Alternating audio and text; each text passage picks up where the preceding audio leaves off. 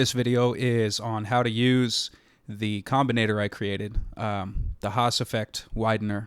It takes advantage of something called the Haas effect, which, if you're familiar with psychoacoustics, takes advantage of the idea that when a sound hits one ear first and then the other ear second, it can be interpreted as directional. So if it hits your left ear first and then you hear an echo in your right ear, you have the brain locates it as coming from the left. Now, the Haas effect is a delay anywhere from about 5 to 40 milliseconds where the brain will interpret that echo as part of the original sound. So you reference it brain-wise as coming from directly in front of you. Now, in practical terms, this is stereo widening. So I have a sax track here, and then I plugged in the combinator. So basically the output of the sax is going to the input of the combinator, output of the combinator going to its own channel here. And let's see.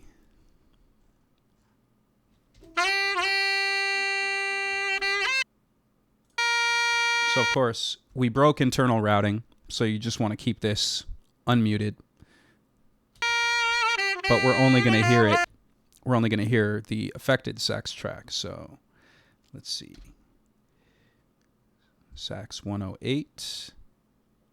So this one here is going to be our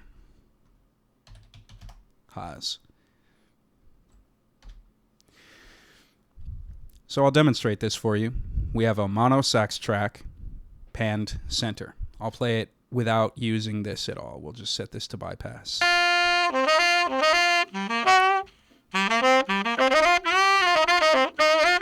Okay, coming from dead center. This is where you put the headphones on. So you turn it on, and once I play, you won't hear anything until I start tweaking the width knob.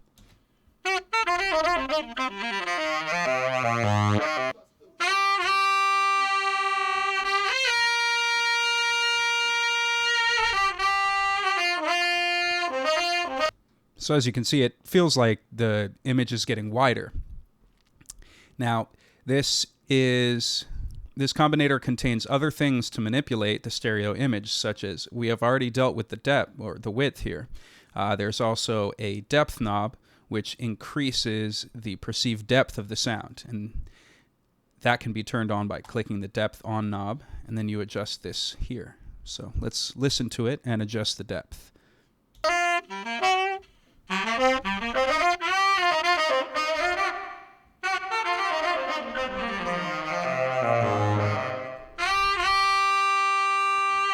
I also have something that I call hollowing, and you can turn it on with the third button and adjust it with this rotary here, as well as once the hollow is on, this knob here will adjust the flanging effect, and the last button will add additional voices to the hollower. So let's check that out.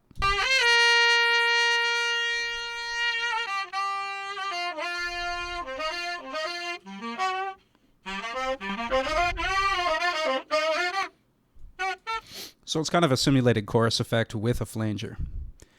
So let's get into how all this works. Again, hooking it up is simple. You have the direct out of whatever mixer channel or device you want into the input of the combinator, the output of the combinator into the input of a mixer channel.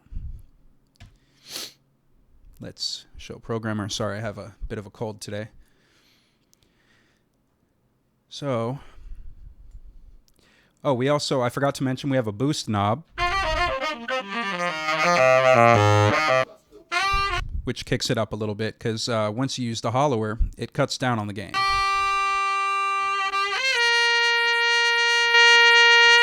And the boost knob can give it that extra gain, bring it a little bit more present. As you can see, the master gain knob on this mixer contained inside the combinator is controlled with the boost button. Now, as you can see, the width knob is adjusting two things: the delay in milliseconds as well as the panning. So the further up you turn it, the more of a delay there is, and the wider these pan knobs are turned. Demonstrate. Keep your eye on those knobs. There we go. So at its widest, 29 milliseconds in full stereo spectrum. We have about 3/4 stereo spectrum and 3 milliseconds delay at its least. And of course, to turn it off, just bypass the effect here. Another one, the depth knob, basically turns up the dry and wet knob on this RV7 here. Depth on switches it from bypass to on, as you can see. Now the hollow amount is the dry wet knob on the unison effect. More voices switches from 4 to 16 voices.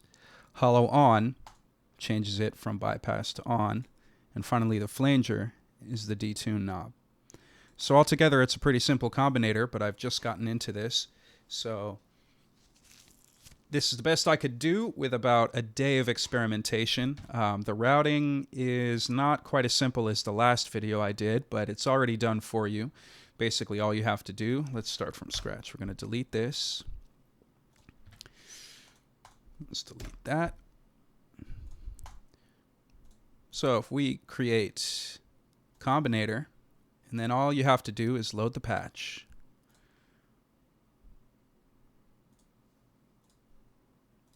Desktop.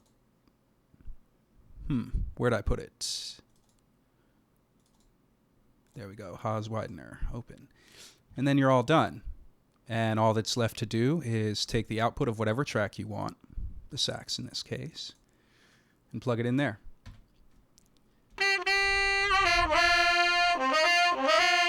Thanks for watching. The download link is public, and it will be posted in the description of this video.